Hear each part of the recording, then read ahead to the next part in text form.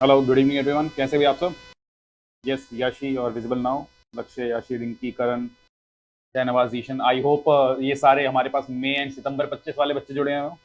जिसका भी जनवरी का अटेम्प्ट चल रहा है वो तो टेक्स्ट के एग्जाम के लिए लग गया होगा, यही मेरी आशा है। आज की वीडियो बिल्कुल भी आपके लिए नहीं है। जिनका भी पेपर आज था लॉ का, कृपया इस वीडियो बना देखिएगा। आप अपनी पूरी टेक्स्ट की तैयारी करिए, एक बार आपके पेपर सारे रैप अप हो जाए, फिर आप अपने पेपर का एनालिसिस देखिएगा। पहले मेरे को एक बार प्लीज कंफर्म करिए। I hope the audio video proper. Good evening everyone, good evening Naina, Aditya, Shivang, Ayush, Lakshya, Krishna, अक्षर। यार गुड इवनिंग भाई, कैसे हैं भाई आप सब, बताएंगे फटाफट से। आई होप आप सबकी तैयारी बहुत बढ़िया चल रही होगी। एक बार प्लीज मुझे कंफर्म कर दीजिए ऑडियो वीडियो एकदम प्रॉपर है आपके लिए। नलायक कह सर पेपर डिस्कशन मत करना। नलायक तुम अपना वीडियो स्किप करके अपने पढ़ाई में लगो, ये कोई बात हुई। ये पेपर का एनालिसिस हम कर रहे हैं अपने सिर्फ मई और सितंबर 25 के बच्चों के लिए, बिकॉज उनका अटेम्प्ट आने वाला है, तो उनकी तैयारी ऑन ट्रैक है या नहीं। चलिए, काम चल जाएगा तो थोड़ा सा काम चला लेते हैं यहाँ पर, इंस्टेड ऑफ कि हम सेशन को यहाँ पर पॉज करें, एंड सेशन ना करें। उससे बेहतर है कि जो भी एनालिसिस है उसे फटाफट से करते हैं। तो बहुत ज्यादा समय मैं यहाँ पर नहीं लूंगा। आज हमारा 13 जनवरी है। फर्स्ट ऑफ ऑल तो वेरी हैप्पी लोरी। एंड आज ही आपका लॉ का पेपर भी यहाँ पर हो गया था। तो जो लॉ का पेपर आपका सी इंटर का आया है उसका क्विक एनालिसिस यहाँ पर करते हैं। बहुत ज्यादा समय उस एनालिसिस पर नहीं लगाएंगे। तो आपका लॉ का MCQ based as well as subjective paper है, दोनों ही पब्लिक डोमेन में रिलीज होते हैं। दोनों ही आपको वीडियो के डिस्क्रिप्शन में देखने को मिल जाएंगे, वहां पर लिंक आ रहा होगा। तो अगर आपको ये पेपर एक्सेस करना है वहां से आप एक्सेस कर पाएंगे। तो यार आपका लॉ का एमसीक्यू बेस्ड पेपर जो की बार आया था, एंड फिर आएगा आपका लॉ का सब्जेक्टिव पेपर। अब हम जब एमसीक्यू पेपर का एनालिसिस स्टार्ट करेंगे, एक चीज का ध्यान रखना, आपका जो पेपर सेट होगा उसके हिसाब से एमसीक्यूज की सीक्वेंस बदल सकती है। मतलब जो हमारे इस एमसीक्यू वाले पेपर में केस सिनेरियो 1 है, वो आपके पेपर में कोई और केस सिनेरियो हो सकता है, पर सारे क्वेश्चन यहाँ पर सेम रहेंगे। तो वही क्वेश्चन आपके पेपर में भी आएंगे, पर सीक्वेंस चेंज हो जाती है। इतना तो आप गेस वर्क कर जाएंगे। आते हैं और देखते हैं यहाँ पर सबसे पहला सवाल क्या कहना चाह रहे हैं। तो यहाँ पर पहला सवाल आ रहा है आपका आरके लॉजिस्टिक्स का। और अब के बार के पेपर की अगर खास बात करें, सर पेपर यहाँ पर टफ था, इजी था, क्या कहेंगे। मेरा पेपर ऐसा था कि इस पेपर में एग्जामिशन स्कोर करना तो किसी के लिए भी बहुत आसान होना चाहिए, अगर आपने तरीके से भी पढ़ा था। जो चांद सितारे आपको लगवाए गए थे जिन भी टॉपिक्स पर, अगर आपने उनका सही से भी एनालिसिस किया था, उनको सही से आप पढ़ के गए थे, तो पेपर आज का आपके लिए बड़ा आसान होने वाला था। तो एग्जामिशन लाना आपके लिए किसी भी लिहाज से यहाँ पर मुश्किल नहीं था, अगर आपने सारे इंपॉर्टेंट एरियाज कवर किए थे। एंड जैसा भी बच्चों का एनालिसिस मेरे को मिला है, ऑलमोस्ट सब बच्चों का यही मैसेज आया कि वो 100 मार्क्स का पेपर अटेम्प्ट कर पाए हैं। Some students are also expecting 80 plus. बाकी तो रिजल्ट डे पर हमें पता चलेगा कितना हम यहाँ पर स्कोर कर पाते हैं। यार हमारा केस सिनेरियो नंबर 1, बेटा हर एमसीक्यू की वेटेज 2 नंबर की थी। टोटल 15 एमसीक्यू यहाँ पर आपको दिए गए थे। इसमें जो सबसे पहला सवाल आपका आया वो क्या कह रहे भाई, to whom should Mr. Rohan informed about his resignation? What could be the possible consequence for his non-compliance?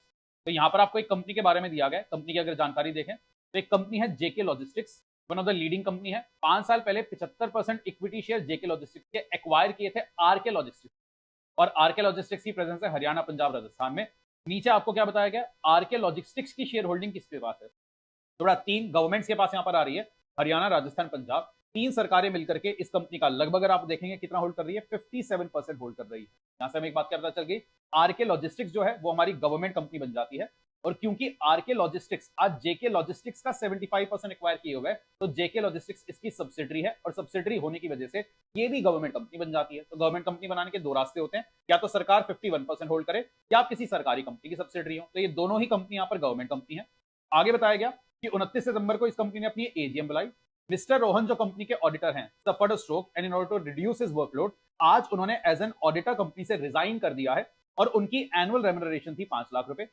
आगे वो क्या कह रहे हैं भाई, he forgot to inform the concerned authorities. तो भाई ऑडिटर यहाँ पर as per section 140 of the company act resign तो कर रहे हैं, पर उन्होंने यहाँ पर जानकारी प्रोवाइड नहीं करी। तो बड़ा यहाँ पर क्योंकि वो जेके लॉजिस्टिक्स के ऑडिटर थे जो एक गवर्नमेंट कंपनी है, तो उन्हें रिजाइन करने की जो बात थी, किस किस को इंटीमेट करनी थी, कंपनी को भी, आरओसी को भी, और क्योंकि ये गवर्नमेंट कंपनी है साथ में सीएजी को भी ये बात बतानी थी, तो तीनों को ये इंटीमेशन जाना चाहिए था। और अगर ऑडिटर अपना रेजिग्नेशन का इंटीमेशन ना दे, तो बड़ा जो भी इसकी रेम्यूनरेशन होती है या 50,000 रुपए, विच एवर इज लेस, उतनी पेनल्टी आप पर अप्लाई कर जाती है। तो यहाँ पर अगर करेक्ट आंसर हम देखेंगे तो he should have informed the company as well as ROC as well as CAG. And बेटा लास्ट ऑप्शन भी कह रहा है कि आपको company as well as ROC as well as CAG को इंटीमेट करना था। यहाँ पर आपका करेक्ट आंसर आ जाएगा ऑप्शन नंबर डी। तो पेनल्टी जो आप पर लगेगी 5 लाख रुपए जो आपकी रेम्यूनरेशन है, या 50,000 विच एवर इज लोअर, इतनी अप्लाई कर जाएगी। तो 50,000 रुपीज की पेनल्टी के लिए हो जाएगा लायबल। ये तो बड़ा इजी था। अगला सवाल वही आ गया कि जी यहाँ पर कौन कौन सी कंपनी गवर्नमेंट कंपनी है। तो हमने एनालिसिस कर लिया है, RK logistics and JK logistics दोनों ही कंपनी यहाँ पर आपकी गवर्नमेंट कंपनी है। तो सेक्शन 2 क्लॉज 45 पर बेस ये भी एक आसान सा सवाल आपका आया, 4 नंबर यहाँ पर आपने मार्क किए। Finally, with respect to the act carried out by Mr. Avinash, the partner of the new audit firm, what can you infer about the appointment of AG and Associates as auditor? तो बड़ा ये as an auditor गए थे, इनकी जगह एक नई firm को एज एन ऑडिटर अपॉइंट किया गया, एजीएन एसोसिएट्स। इसमें एक पार्टनर है मिस्टर अविनाश, तो ये पार्टनर है, इन्होंने आरके लॉजिस्टिक्स से 3.5 लाख रुपए का लोन लिया हुआ है एंड आज लगभग 1.49 लाख का कुछ अदर लोन भी इनको ड्यू है। तो इतना डेट ये कंपनी को ड्यू को करते हैं, तो एक तो डेट आ रहा है, एक इनका लोन आ रहा है, कुल मिलाकर जो ये अमाउंट आपका आ रहा है बेटा, ये कितना बनता है 4.99 लाख। तो किसी भी ऑडिटर को 5 लाख रुपए तक की इंडेटनेस अलाउड होती है। इनकी जो इंडेटनेस है क्योंकि 5 लाख रुपए की लिमिट से कम है, तो बिल्कुल ये एज एन ऑडिटर कंटिन्यू कर पाएंगे, तो इनका अपॉइंटमेंट वैलिड है बिकॉज इनकी जो इंडेटनेस है विद इन प्रिस्क्राइब लिमिट आपकी फॉल कर रही है। तो क्वेश्चन नंबर 3 का पहला पार्ट। चलिए, तो ये पहली केस सिनेरियो है 6 नंबर की, ऑडिटर के चैप्टर पर बेस्ड थी, काफी आसानी केस स्टडी रहेगी। अगला जो केस सिनेरियो आ रहा है ये मैं कहूंगा थोड़ा सा ट्रिकी है, ट्रिक इन द सेंस बड़ी ही कॉम्प्लेक्स सी वर्किंग इसके अंदर दी गई है एजीएम की। ये section 137 of the companies act पर आपका बेस्ड है। तो आप कंपनीज एक्ट का जो सेक्शन 137 पढ़ते हैं अकाउंट्स ऑफ द कंपनी का, कि हर कंपनी को अपने खाते आरओसी के पास फाइल करने होते हैं, उस पर बेस्ड रिक्वायरमेंट आती है। उसी को थोड़ा सा और कॉम्प्लिकेट करके सवाल बनाया गया है। सबसे पहले तो सेक्शन की रिक्वायरमेंट आपको रिकलेक्ट करा देता हूँ। सेक्शन क्या कहता था भाई, कोई भी कंपनी जैसे ही एजीएम में अपने खाते मेंबर द्वारा अडॉप्ट करवाती है, उसे आपको 30 दिन में आरओसी के पास फाइल करना होता है। अगली बात हमने क्या जानी थी, बाई चांस अगर एजीएम में आपने खाते पेश ना करके किसी एडजर्न्ड एजीएम में पेश किए थे, तो ऐसे केस में जो 30 दिन आप कैलकुलेट करते हैं वो एडजर्न्ड एजीएम की डेट से काउंट किए जाएंगे। अगली बात हमने जानी, एजीएम या एडजर्न्ड एजीएम किसी में भी अगर आपने खाते पेश किए थे पर उन खातों को मेंबर ने अडॉप्ट नहीं किया, दैट इज वो अनअडॉप्टेड रह गए, तब भी आपको खाते आरओसी के पास फाइल करना। आरओसी उन्हें कंसिडर करेगा प्रोविजनल, और जैसे ही मेंबर फाइनली उन्हें अडॉप्ट करते हैं, फाइनल वाले खाते भी आपको फाइल करने पड़ेंगे। और अगर कोई कंपनी किसी साल एजीएम करे ही ना, तो ऐसे केस में भी आपको खाते फाइल करने पड़ेंगे। उस केस में 30 दिन कहां से काउंट होंगे, लास्ट ड्यू। बेटा मैंने 4 पॉइंट्स यहां पर आपको बताएं, इन चारों पॉइंट्स पर बेस्ड ही केस स्टडी यहां पर बन गई। तो सिर्फ एक सेक्शन 137 पर यहां पर आपकी केस स्टडी बनी है। एक एक करके सारे क्वेश्चन देखते हैं। बेटा क्वेश्चन के अगर फैक्ट्स को हम ब्रीफ करें, कंपनी ने ओरिजिनली अपनी एजीएम बुलाई थी 3 अगस्त को, और ये एजीएम 3 तारीख को आने वाली, सॉरी माय मिस्टेक, नोटिस भेजा गया है 3 अगस्त को, एजीएम आपके आने वाली थी 5 सितंबर को। तो 5 ऑफ सितंबर को मीटिंग बुलाई गई, पर इस दिन कोरम ही नहीं आया। बेटा कोरम ही नहीं आया, इसका क्या मतलब है, ये मीटिंग स्टार्ट ही नहीं हो पाई, और ऑटोमेटिकली ये 12 सितंबर, ये हमारा लॉबी कहता है कि अगले हफ्ते के लिए एडजर्न मान लेंगे, तो ये कंपनी को 12 सितंबर के लिए एडजर्न कर दिया गया। तो हमारी ओरिजिनल एजीएम आई नहीं पाई, कोरम की वजह से एडजर्न हो गई, तो फाइनली 12 सितंबर को हमने मीटिंग बुलाई।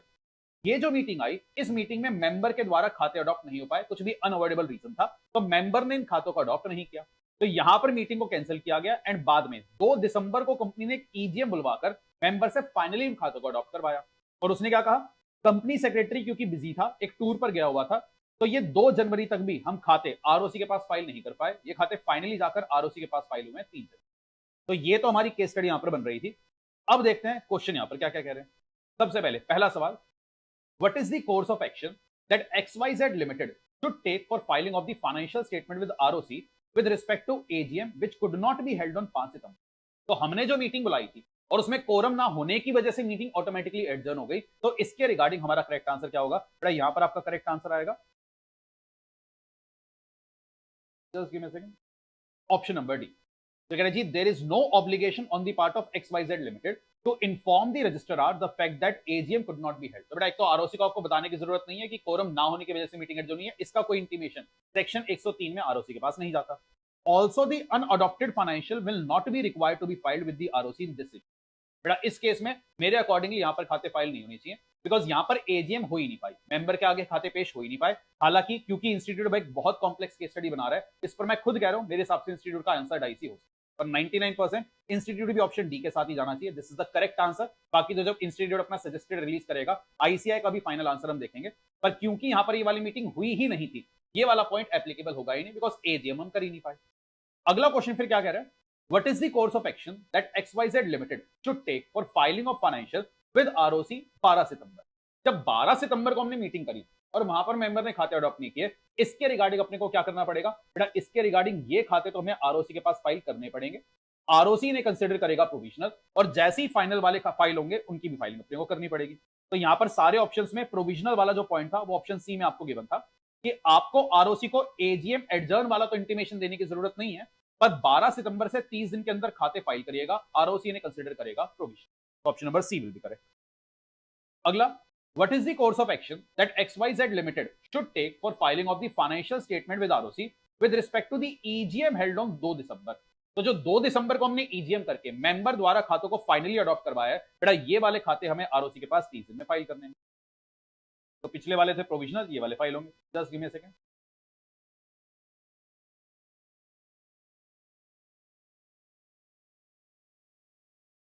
यही आपका ऑप्शन नंबर बी में लिखा है कि आज आरओसी को इन्फॉर्म तो नहीं करना, पर 30 डेज फ्रॉम 2 दिसंबर के अंदर अंदर आप ये खाते फाइल करिएगा। और जो पिछले वाले खाते आपने अनअडॉप्टेड फाइल किए थे, आरओसी ने प्रोविजनल की तरह कंसिडर कर रहा था।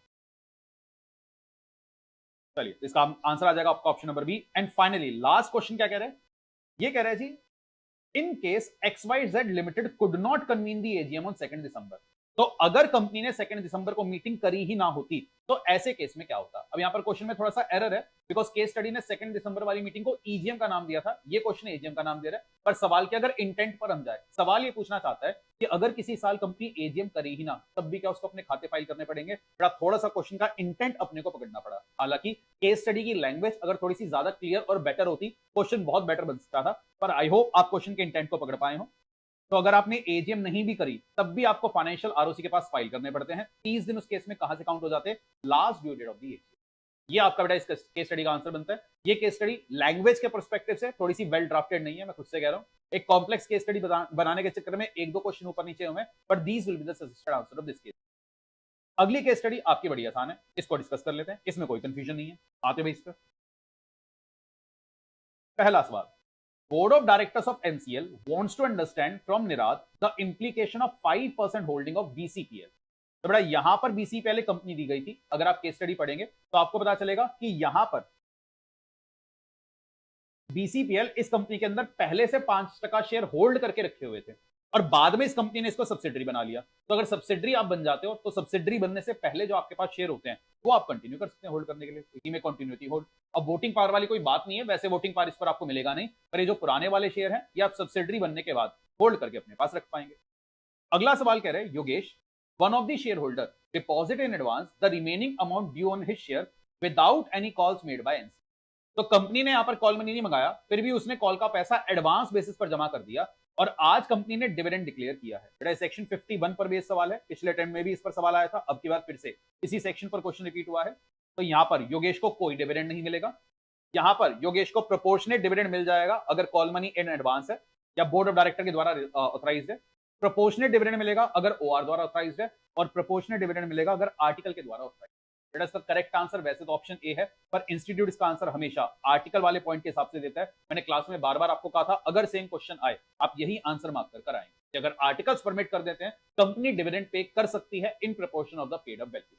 हालांकि जो एडवांस का पैसा होता है वो कभी भी पेड अप में क्रेडिट नहीं होता, तो कायदे से इसका आंसर ऑप्शन ए होना चाहिए। पर सेक्शन 51 पर जो आपके सितंबर में सवाल आया था उसके सजेस्टेड में भी ये पॉइंट गिवन था, बुक में भी ये पॉइंट मैंने आपको हाईलाइट कराया था। आई होप आप ऑप्शन नंबर डी यहां पर मार्क करके आएंगे। अगली केस स्टडी की अगर बात करें, बेटा ये क्वेश्चन सिंपल था। आज एक पब्लिक कंपनी को प्राइवेट प्लेसमेंट करना था, तो वो किस प्रकार का मार्केटिंग यहां पर कर पाएगी। ध्यान रखना, प्राइवेट प्लेसमेंट का किसी भी प्रकार का मार्केटिंग करना आपको अलाउड नहीं है। किसी भी प्रकार की मार्केटिंग एडवर्टाइजमेंट ये करना आपको परमिटेड नहीं है, तो ये आप कर ही नहीं पाएंगे। ये तो बड़ा आसान क्वेश्चन यहां पर आपको दिया। इसके बाद आया केस सिनेरियो नंबर 4। ये आपका फेमा पर बेस्ड सवाल आ रहा है और आई डोंट नो कि कैसे अब की बार का पेपर बनाया गया। इस वाले पॉइंट में फेमा का जिस पॉइंट को टेस्ट किया जा रहा है, बेटा ये वो फ्लैट्स वाला पॉइंट है कि आज कुछ फ्लैट्स आउटसाइडर को बेचे गए तो उस पर कमीशन पे करने की बात आ रही है। सेम पॉइंट पर सब्जेक्टिव क्वेश्चन भी बना दिया गया, मतलब फेमा के इसी पॉइंट को एमसीक्यूज में भी टेस्ट किया जा रहा है, सब्जेक्टिव में भी, which is not a good thing. At least paper के अंदर 2 सवाल बन रहे तो अलग अलग पॉइंट पर बने, अलग अलग पॉइंट्स को चेक किया जाए। पर चलो अपने लिए फायदे की बात है कि बेटा सेम पॉइंट पर 2 सवाल बने। और इसी पेपर में एक दूसरी आयरनी क्या थी, एक सेक्शन 115 जो है आपका रिजोल्यूशन रिक्वायरिंग स्पेशल नोटिस, इस पर भी बेस 2 अलग अलग सवाल बना दिए गए। तो इसी सेक्शन पर आपके 2 क्वेश्चन बनाए गए। तो पेपर में खास बात देखने को मिली कि सेम टॉपिक के ऊपर मल्टीपल क्वेश्चंस आपके बना दिए गए। चलिए मैं पहले 1-2 के मैसेजेस पढ़ लेता हूं। यार ओरिजिनल मीटिंग हुई ही नहीं थी, तो वो मीटिंग क्योंकि हुई नहीं थी, खाते पेश नहीं हुए थे, कोई रिक्वायरमेंट नहीं है। उसके बाद जो मीटिंग पहली बार एडजन हुई उसमें खाते मेंबर के द्वारा अडॉप्ट नहीं हुए, वो आप फाइल करोगे एज अ प्रोविजनल। फिर फाइनल मीटिंग जैसी होगी वहां से खाते फाइल आपको करने पड़ेंगे, वो फाइनल वाले कंसिडर किए जाएंगे। यस बेटा, सेक्शन 115 पर सवाल था। चलो अभी के लिए एक बार पहले क्वेश्चन सारे डिस्कस कर देते हैं, फिर मैं आपके जो इंडिविजुअल केरीज होंगे उनको डिस्कस करूंगा। बेटा ये क्वेश्चन यहाँ पर आया, यहाँ पर केस स्टडी ने सिंपली हमें क्या बात बताई, ये कंपनी ने एक person resident outside India, that is non resident person को एक फ्लैट सेल किया है और उस बंदे से $6 लाख इंडिया के अंदर रेमिट हुए हैं तो कितनी कमीशन आप पे कर पाओगे? तो बेटा मैंने क्लास में आपको बताया था एफ से फ्लैट्स, एफ से 5%, तो 5% या US dollar 25,000 whichever is higher, तो यहाँ पर $30,000, क्योंकि अगर आप 6 लाख का 5% करेंगे आंसर कितना आ जाएगा 30,000, $30,000 तक की कमीशन आप पे कर सकते हैं। यही इसका पहला सवाल भी।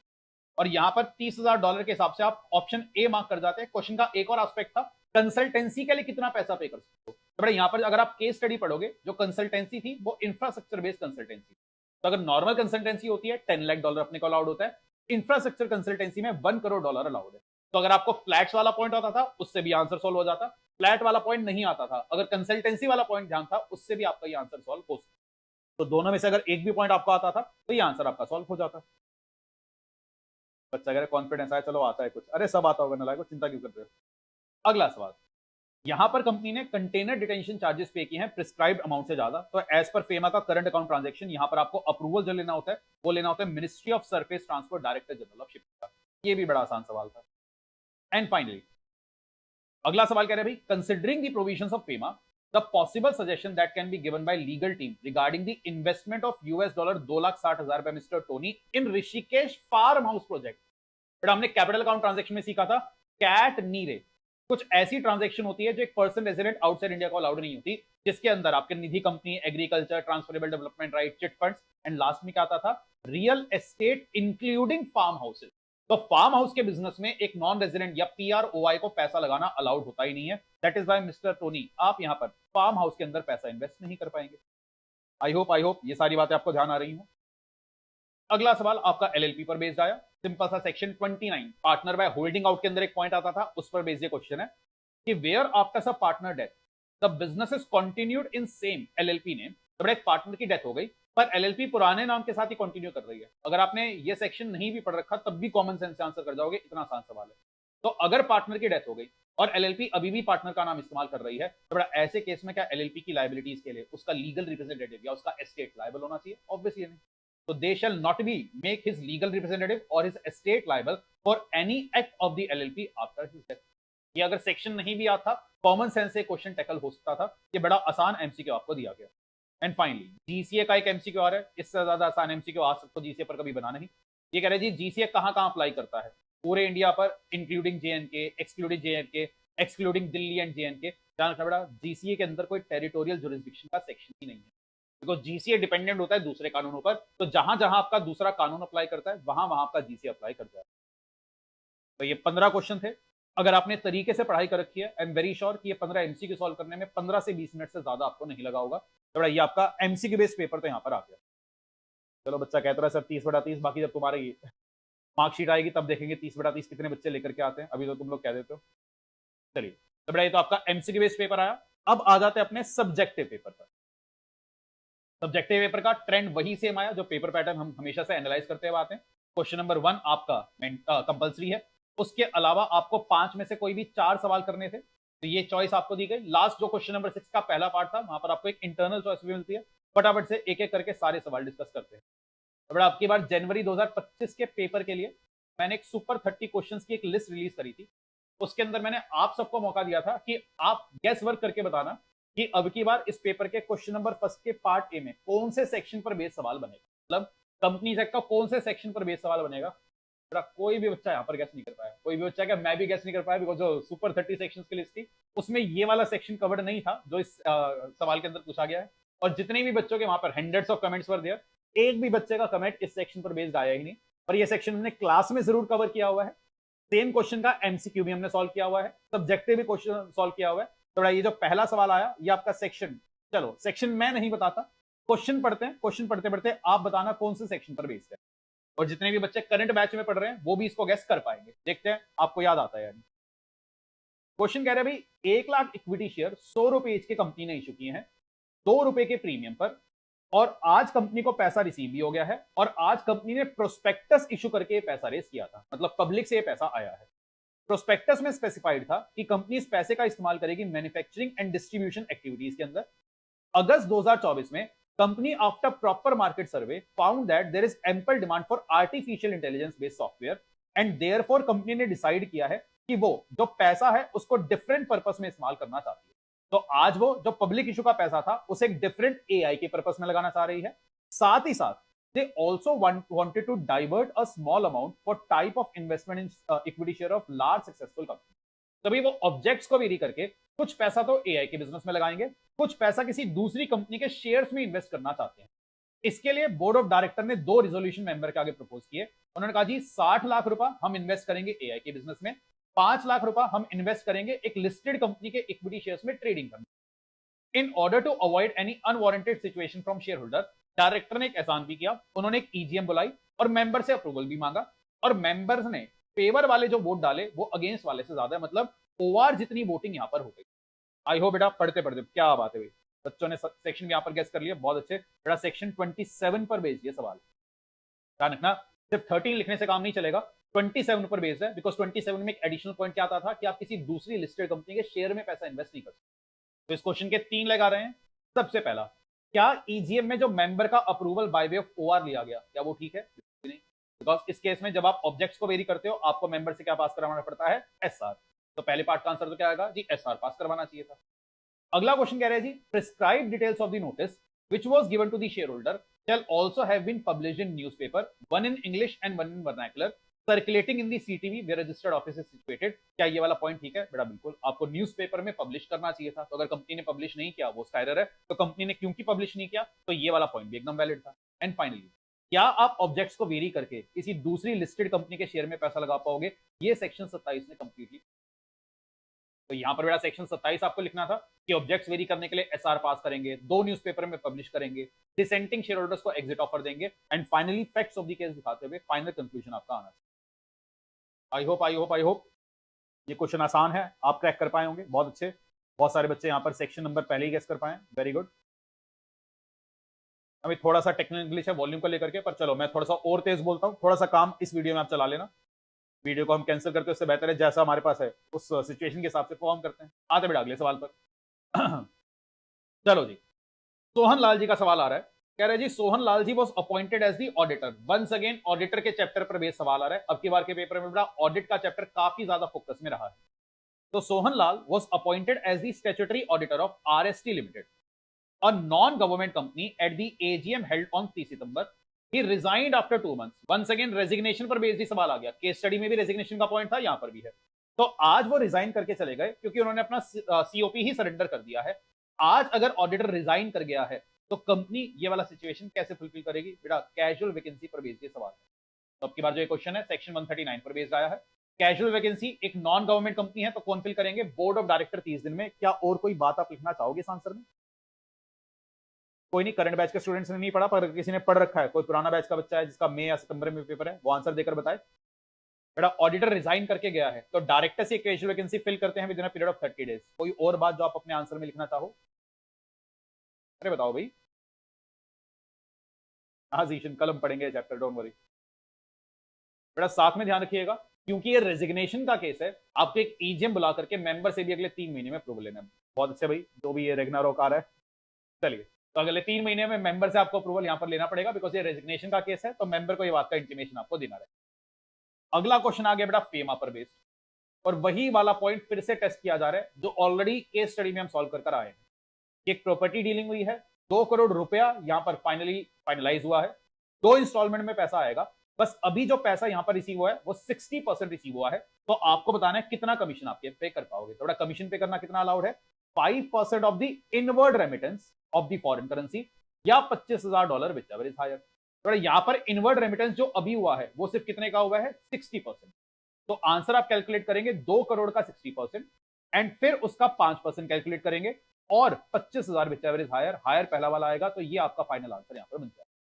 इतना पैसा अभी रेमिट हुआ है तो इसका 5% हम कैलकुलेट करेंगे। अब क्योंकि अमाउंट हमें रुपीज में दिया हुआ है तो आंसर भी हम रुपीज में ही कैलकुलेट करेंगे, डॉलर में तो कैलकुलेट कर ही नहीं पाएंगे। इसलिए क्वेश्चन ने आगे कह भी दिया था कि आप यूएसडी और रुपी का एक्सचेंज रेट अभी के लिए इग्नोर करिए, आप अपना आंसर यहाँ पर रुपी टर्म्स में बना दें। अरे हाँ भाई, हाँ पता है नहीं पढ़ा कई बच्चों ने, पर मैं तो पूरा एनालिसिस दे रहा हूँ ना, तो जब बाद में पढ़ लोगे आप एनालिसिस देख पाओगे।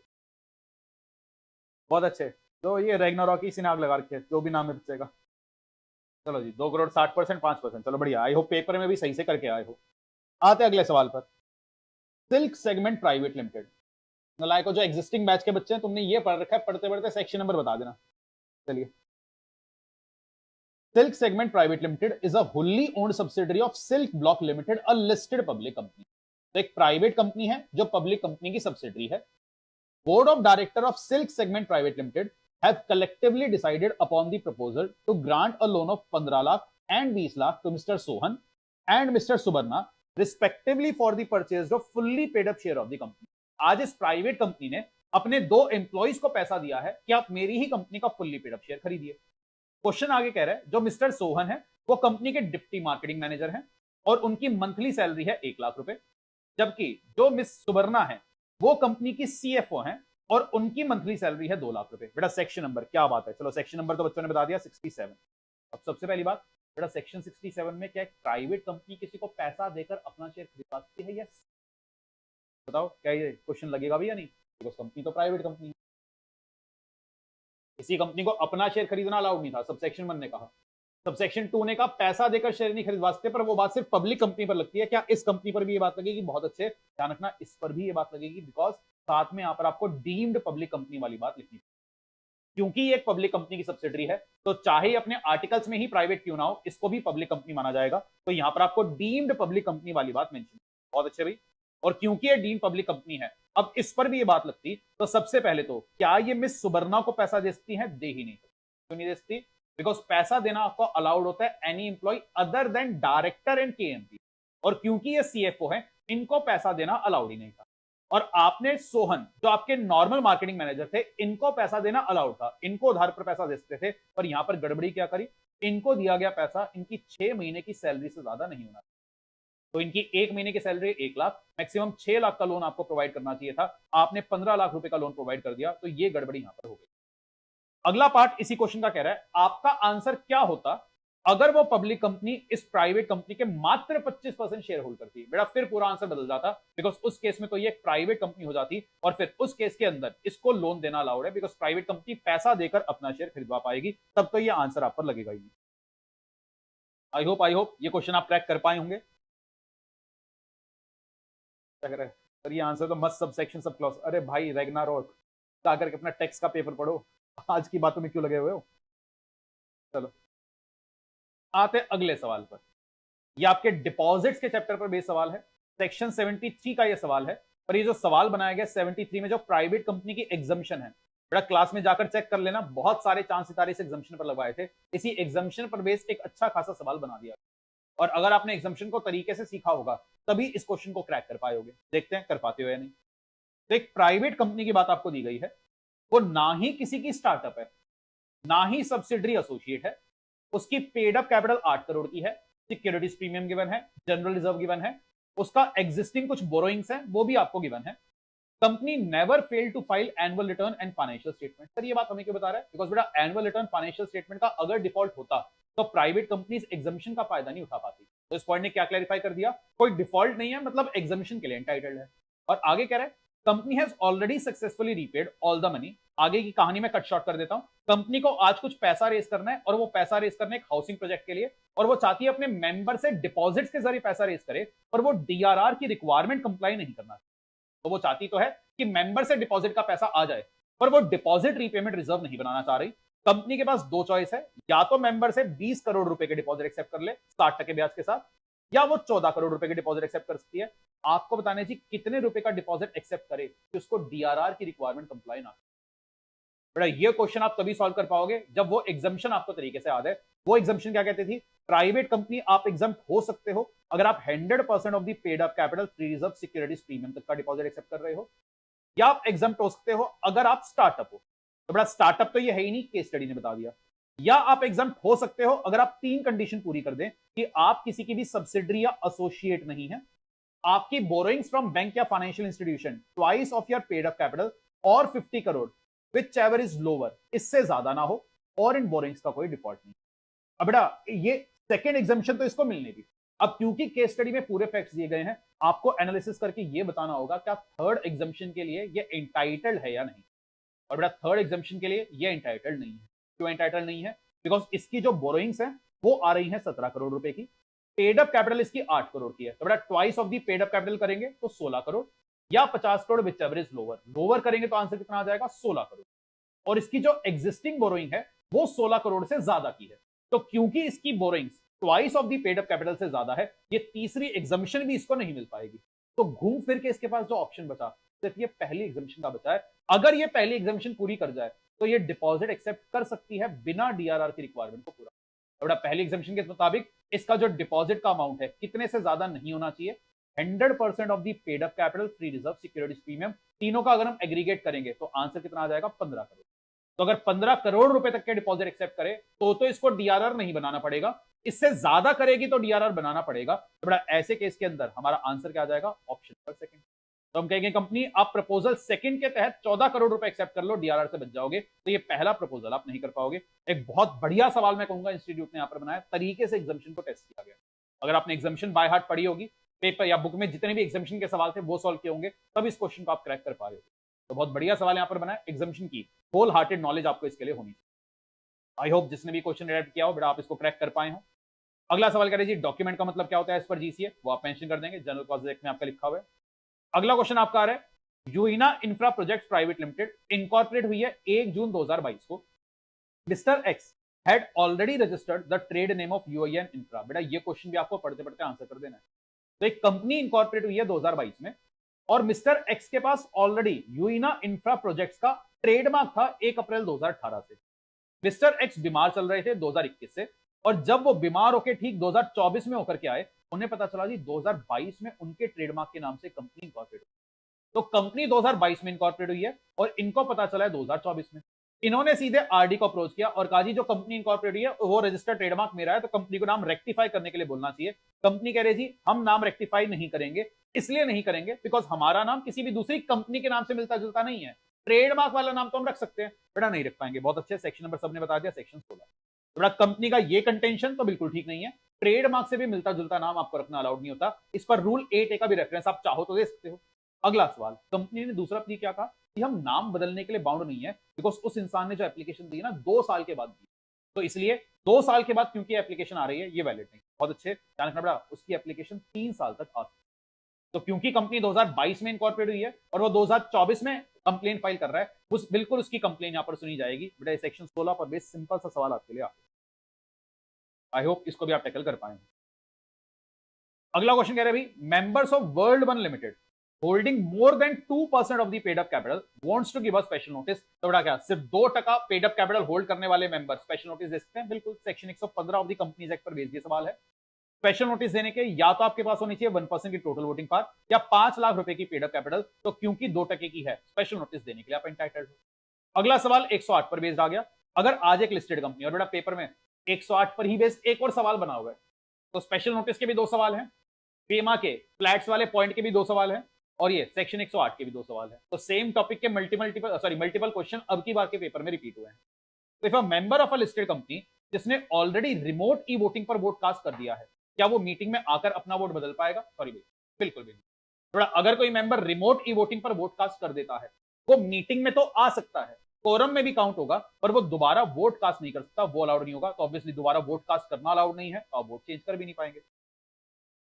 चलिए अगला सवाल, एब्सोल्यूटा सेंटेंशिया एक्सक्यूजेटोरे नॉन इंडिजिट। बेटा इसको याद करने के लिए मैंने आपको क्लास में एक छोटी सी ट्रिक दी थी।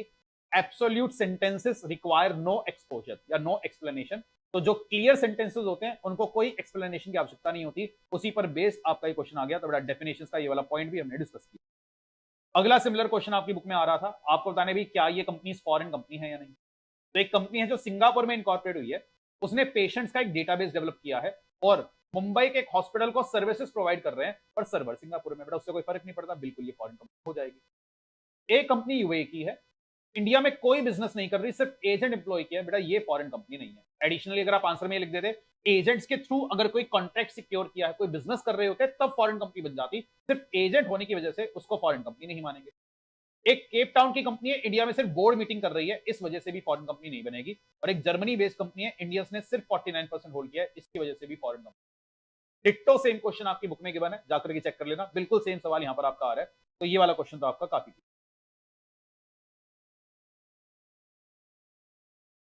अगला कह रहे जी NS & एसोसिएट्स LLP। चलो भाई रगनारोक, तुमने तो आग लगा रखी है बेटा, तुम मान तो रहे नहीं हो, पर चलो आंसर ठीक है तो कोई नहीं, बढ़िया, टेक्स्ट के पेपर के लिए कॉन्फिडेंस बढ़ जाएगा। अगला कह रहे G NS associates LLP was formed in the year 2020 and it was engaged in the business of manufacturing of plastic parts for automobiles. It constituted Mr. Naveen and Mr. Suresh as designated partner who were responsible for obtaining contracts from various automobile manufacturers across the country. In the year 2021, an investigation was ordered by the tribunal against the LLP in connection with financial fraud of 50,25,000. तो बड़ा एक investigation NCLT ने यहाँ पर launch किया है. Mister J जो एक अकाउंट्स मैनेजर हैं और एलएलपी के एम्प्लॉय भी थे, वो भी अक्यूज हैं by the complainant as one of the perpetrators to the fraud. तो बड़ा एलएलपी में मिस्टर जे हैं, उनके अगेंस्ट भी कंप्लेन आई है कि उन्होंने भी फ्रॉड में भागीदारी करी थी. ट्रिब्यूनल ने मिस्टर जे के ऊपर भी 1,25,000 रुपए की पेनल्टी लगा दी और ये पेनल्टी से डरकर अब मिस्टर जे ट्रिब्यूनल को अप्रोच कर रहे हैं और वो कंपनी के रिगार्डिंग आपको कुछ स्पेशल इंफॉर्मेशन प्रोवाइड करने को तैयार है. बेटा विसल ब्लोइंग पर बेस्ड ये सवाल आपका आ गया. विसल ब्लोइंग पर ही बेस्ड मई 2024 के पेपर में भी सवाल आया था. उसका ईएफक्यूज हमने एलएलपी के मैराथन में डिस्कस भी किया था. सेम सेक्शन पर बेस्ड फिर से यहाँ पर क्वेश्चन रिपीट हो रहा है. क्वेश्चन बस ये कहना चाह रहा है अगर ये मिस्टर जे विसल ब्लोइंग आकर करते हैं तो क्या ट्रिब्यूनल इनकी पेनल्टी वेव ऑफ कर सकता है? बिल्कुल. And tribunal will also make sure कि कंपनी मिस्टर जे के अगेंस्ट कोई एक्शन. तो विसल ब्लोइंग पर बेस्ड एक सवाल आपका बनता है. बेटा एलएलपी पर मैं कहूंगा अब की बार बिल्कुल स्ट्रेट फॉरवर्ड सबसे इंपॉर्टेंट जो एरियाज थे वहां पर सवाल बने हैं. बहुत ईजी क्वेश्चन आपको देखने को मिले. अगला आपका टॉपिक आ रहा है इंटरप्रिटेशन ऑफ स्टैट्यूट से कि जी एडजस्टम जनरल्स का रूल क्या कहता है. बेटा एडजस्टम जनरल्स की सारी कंडीशन आप लिखेंगे. Pen pencil rubber etcetera. I hope ध्यान आ गया हो. ये कुछ जनरल वर्ड्स हैं, उसके बाद कुछ स्पेसिफिक वर्ड्स हैं जो कंस्टिट्यूट कर रहे हैं क्लास. उसके बाद एक जनरल वर्ड आ रहा है जिसका कोई इंटेंशन नहीं है, वही सारी बातें मेंशन करनी है. क्वेश्चन आगे पूछ रहा है कब एडजस्टम जनरल्स आपका अप्लाई नहीं करेगा. अगर जो स्पेसिफिक वर्ड्स है वो पूरे का पूरा क्लास कॉन्स्टिट्यूट कर दे या क्लास की सारी आइटम्स को एग्जॉस्ट कर दें. डिफरेंट डिफरेंट क्लासेस के हैं. बड़ा सेम टॉपिक आपकी बुक में इंटरप्रिटेशन ऑफ स्टैट्यूट्स में इस पर भी देख लेना. चांद सितारे लगवा रखे थे. ये भी आपका स्ट्रेट फॉरवर्ड क्वेश्चन यहाँ पर आया. अगला क्वेश्चन आ गया बेटा सीएसआर का. और मैराथन करवाते हुए रिवीजन करवाते हुए मैंने कहा था कि बेटा ये इंपैक्ट असेसमेंट का टॉपिक कर लेना. आज का जो बैच है बेटा उसमें तो ये टॉपिक आज ही डिस्कस हुआ है. तो आज ही की क्लास में टॉपिक डिस्कस हुआ था. पुरानी मैराथन्स में मैंने कहा था कि पता नहीं मुझे क्यों लग रहा है इंस्टीट्यूट इंपैक्ट असेसमेंट पर सवाल बना सकता है और बना दिया. इस पर आज तक सवाल नहीं बना था, यही चीज मैंने कही थी और फाइनली आज सवाल बन गया. आज ही क्वेश्चन डिस्कस हुआ है. देखते हैं करंट बैच के स्टूडेंट इसका आंसर दे पाते हैं. एक कंपनी है सीएसआर के सेक्शन में कवर्ड है. पिछले 5 साल से उसने ऑन एन एवरेज हर साल सीएसआर पर लगभग 15 करोड़ का खर्चा किया है. तो क्या इसको इंपैक्ट असेसमेंट करवाना होगा? अगर हाँ तो कितना कितना? थोड़ा इंपैक्ट असेसमेंट किसी भी कंपनी को कब करवाना होता है? जब उसके पिछले 3 साल का सीएसआर का ऑन एन एवरेज खर्चा होता है 10 करोड़ का. तो उसे अपने हर उस प्रोजेक्ट का इंपैक्ट असेसमेंट करवाना होगा जहां पर आपने इंडिविजुअली 1 करोड़ रुपया खर्च किया है और जिसे कंप्लीट हुए 1 साल हो चुका. और आप जो इंपैक्ट असेसमेंट पर खर्चा करोगे तो आपका एलिजिबल सीएसआर के खर्चे में भी कंसीडर हो जाता है. 2% की लिमिट भी हमने वहां पर डिस्कस करी. आई होप ये सारी बातें ध्यान आ रही होंगी. थोड़ा ये क्वेश्चन आपका इंपैक्ट असेसमेंट का आया. अगला क्वेश्चन बेटा एलएलपी का इससे ज्यादा आसान नहीं है जी. एलएलपी को किस किस ग्राउंड पर वाइंड अप किया जा सकता है? ये सवाल पहले भी पेपर में एक बार आ चुका है. If I am not wrong शायद मई 24 के ही पेपर में आया था. फिर से सेम सवाल यहाँ पे रिपीट हो गया. बुक में इसमें भी बहुत चांस सितारे लगवाए थे. पढ़ाते वक्त मैंने कहा था इस पर परफेक्ट 4 से 5 नंबर का सवाल बनता है. तब वही सवाल यहाँ पर बन गया कि एलएलपी को किस किस ग्राउंड पर आप वाइंड अप. एक निमोनिक भी इसके लिए हमने पढ़ा था, ध्यान का सिफाज सॉरी सिराज. तो सिराज नाम का एक निमोनिक भी हमने डिस्कस किया था. आई होप सोवर्निटी इंटीग्रिटी के अगेंस्ट काम किया है, फाइनेंशियल फाइल नहीं किया. ये सब बातें आपको ध्यान है. अगला जीसे का स्ट्रेट फॉरवर्ड क्वेश्चन है. पर्सन की डेफिनेशन आपको मेंशन करनी थी. आई होप ये भी टैकल आप कर गए होंगे. अगला सवाल आया क्वेश्चन नंबर 6. क्वेश्चन नंबर 6 जो होता है इसके पहले पार्ट में आपको मिलती है चॉइस. या तो पहला पार्ट आप अटेम्प्ट कर सकते हैं, दूसरा. फटाफट से पहला पार्ट देख लेते हैं क्या कहना चाह रहे हैं. बस मैं ज्यादा समय नहीं लूंगा. Top spinner foundation section 8 company का एक सवाल आ रहा है. आज ये कंपनी बनाई गई है क्रिकेटर्स को प्रमोट करने के लिए. फाउंडेशन यंग लड़कों एंड लड़कियों को सिलेक्ट करते हैं और क्रिकेट के लिए उनको ट्रेनिंग देते हैं. फाउंडेशन 2016 में बनाई गई थी और इसमें 1200 मेंबर आ रहे हैं. एजीएम यूजुअली इसकी क्लब में होती है जो रजिस्टर्ड ऑफिस पे है. तो क्लब कम रजिस्टर्ड ऑफिस कंपनी का जयपुर में है. वहीं पर आज तक नॉर्मली एजीएम होती हुई आई है. Members in one of the general meeting have strongly suggested that कि अगली एजीएम अपने को करनी चाहिए एक होटल जो रजिस्टर्ड ऑफिस के पास ही है उसके अंदर अपने को करनी चाहिए इंस्टेड ऑफ द क्लब. अब सवाल क्या पूछ रहे हैं बेटा? सबसे पहला सवाल यही कह रहा है कि क्या बोर्ड ऑफ डायरेक्टर मेंबर की इस डायरेक्शन के लिए बाउंड होंगे. ध्यान रखना बेटा सेक्शन 101 में सेक्शन 8 कंपनी की एक एग्जम्पशन आती थी कि वैसे तो एक कंपनी को अपनी एजीएम करनी होती है रजिस्टर्ड ऑफिस पर या विद इन सेम सीटीवी, पर सेक्शन 8 कंपनी पर ये बात अप्लाई नहीं करती. सेक्शन 8 कंपनी अपनी एजीएम उस जगह करेगी जो बोर्ड ऑफ डायरेक्टर डिसाइड करेंगे जनरल मीटिंग की डायरेक्शन के बाद. अगला कह रहे जी सेक्शन 8 कंपनी ने मीटिंग का जो नोटिस है 15 डेज पहले सर्व किया है. क्या वैलिड है? बिल्कुल. बिकॉज नॉर्मल कंपनी 21 डेज का नोटिस सर्व करती है. सेक्शन 8 कंपनी को कितना सर्व करना होता है? 14 डेज. तो वही सेक्शन 8 कंपनी की नोटिस वाली एग्जामिशन पर बेस्ड सवाल बन गया। अगला कह रहे जी कंपनी ने अपने मेंबर को ई वोटिंग की फैसिलिटी नहीं दी। कह रही जी मीटिंग में आकर वोट कास्ट करो, ई वोटिंग की फैसिलिटी नहीं देंगे। ये गलत है, बिकॉज बेटा इस कंपनी में 1000 या 1000 से ज्यादा मेंबर है, तो 1000 या 1000 से ज्यादा मेंबर होने पर या लिस्टेड इक्विटी शेयर होने पर ई वोटिंग की फैसिलिटी आपको देनी ही पड़ती है। और इसी का दूसरा पार्ट था, अगर पहला पार्ट आप टैकल नहीं कर पाए। अगला क्वेश्चन आपका आ गया, ये बेटा वही आपका स्पेशल नोटिस वाले क्वेश्चन पर बेस्ड है। 3 मेंबर ने मिलकर के स्पेशल नोटिस दिया है, तीनों के पास 1.5 लाख, 1 लाख और 2.5 लाख। तो एग्रीगेट अगर हम करेंगे बेटा, एग्रीगेट में 5 लाख रुपए की पेड अप कैपिटल है।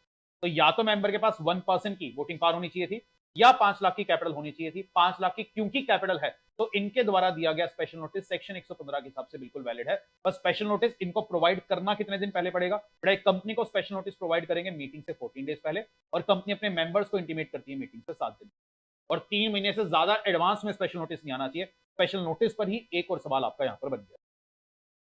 अगला सवाल कह रहे जी, एक शेयर होल्डर है, पिछले 10 साल का डिविडेंड क्लेम नहीं कर पाया था, क्या आज जाकर क्लेम कर पाएगा?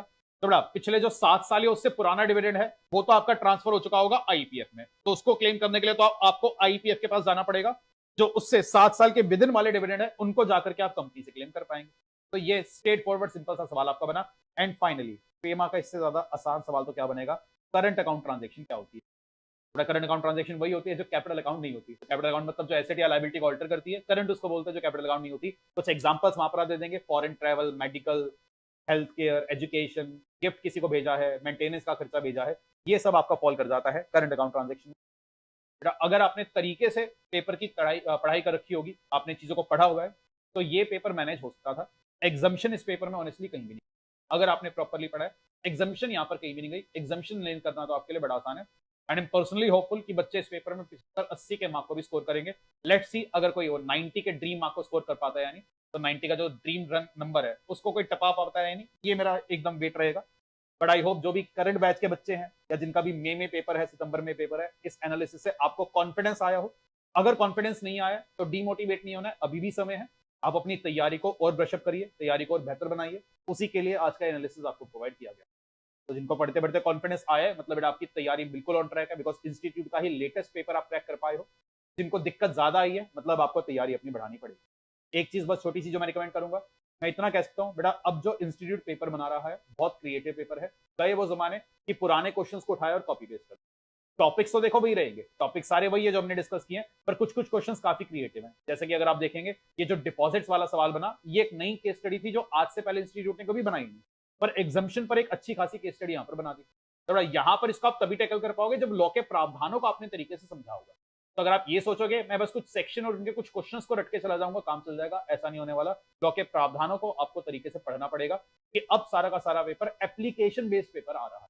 आपको अगर लॉ पता होगा तभी आप इस पेपर को क्रैक कर पाएंगे। तो दिस इज ऑल अबाउट हमारा जनवरी 2025 के पेपर का एनालिसिस। अब अगर तुम्हारे कोई भी डाउट है जो मैंने बीच में मिस किया हूं या कोई इंडिविजुअल कंसर्न है, अब आप लोग मेरे को भेज सकते हैं, आई आंसर दैट। फिर इसके बाद अपना वीडियो को विश्राम देंगे, फिर हम भी सोएंगे, बिकॉज कल हमारी क्लास है। तो करंट बैच के जो बच्चे सुबह मिलेंगे हमसे 8 बजे। अगर कोई डाउट वाउट है भी पूछ लो, वरना मिलते हैं कल। चलो बढ़िया आदित्य, कॉन्फिडेंस अगर आया है तो चलो। हंसीन साहब आप कह रहे थर्ड अटेम्प्ट था आपका मैराथन देखकर एग्जामिशन पॉसिबल लग रही है। चलो यही आशा रहेगी कि आप बिल्कुल मैराथन देख करके जो एग्जामिशन टारगेट कर रहे हैं वो आपकी आए। चलो कोई नहीं रैग्नारोक, आपने फिर भी बहुत अच्छे अच्छे आंसर किए, मैं यही कहूँगा। पेपर पास आपका हो जाएगा, और जैसा आपके आंसर से लग रहा था एग्जामिशन भी आप निकाल जाओगे। तो अब प्लीज कृपया इसको भूल जाओ, अपना पूरा फोकस टेक्स्ट के पेपर पर शिफ्ट करो। कोई नहीं आशीष, सेक्शन नंबर आपको रिवीजन के समय रिकॉल हो जाएंगे। अभी प्रोविजंस याद आ पा रहे थे, वही बहुत बड़ी बात है, चीजों को पढ़े हुए कई बार समय हो जाता है। हाँ जी प्रिंस, ठीक है बेटा, करंट अकाउंट ट्रांजेक्शन का मतलब ही आपको लिखना है। सेक्शन 5 की रिक्वायरमेंट ऐसा नहीं थी, वो एडिशनल था। मेन तो मीनिंग यहाँ पर पूछा गया, उसके अलग से कोई नंबर नहीं मिलेंगे। आई होप मीनिंग आपने प्रॉपरली लिखा हो। हाँ लक्ष्य, वो एजीएम ईजीएम वाला क्वेश्चन बहुत अजीब था, वो जबरदस्ती एक कॉम्प्लिकेटेड केस स्टडी बनाने के चक्कर में ना क्वेश्चन को कॉम्प्लेक्स कर दिया। थोड़ा आसान वो सवाल बन सकता था, पर चलो कोई नहीं, आई होप फिर भी आप पढ़ करके टैकल कर पाए।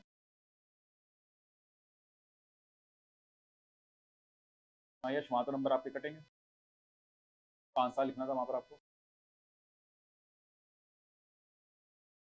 मेरा सेकंड पॉइंट यही कह रहा था कि अगर मिस्टर जे विसल ब्लोइंग में हेल्प करते हैं तो क्या कंपनी कल को उनको डीमोट वगैरह कर सकती है, जॉब से हटा दिया, कोई पीनल एक्शन के अगेंस्ट ले लिया, तो कंपनी वो सारे काम नहीं कर पाएगी। एनसीएलटी ही उस चीज का ध्यान रखेगी।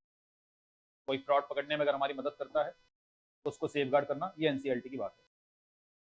Thank you so much Bharti, I hope you are doing good, wishing you all the success.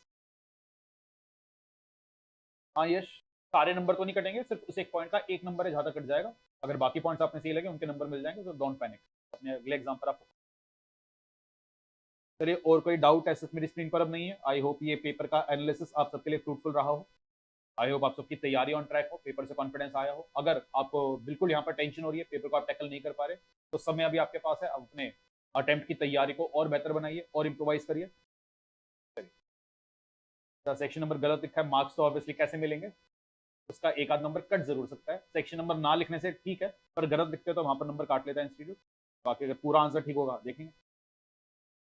चलिए जी, तो बेटा आई rest this video for today. मिलते हैं आप सबसे बड़ी जल्दी ही। तो जो हमारे वर्चुअल स्टूडेंट्स हैं, फिर किसी वीडियो में आपसे मिलना होगा। जो फेस टू फेस लाइव वाले हमारे स्टूडेंट्स करंट बैच के हैं, मिलते हैं आप सबसे कल अपनी क्लास के लिए। Take care, good night, bye guys, all the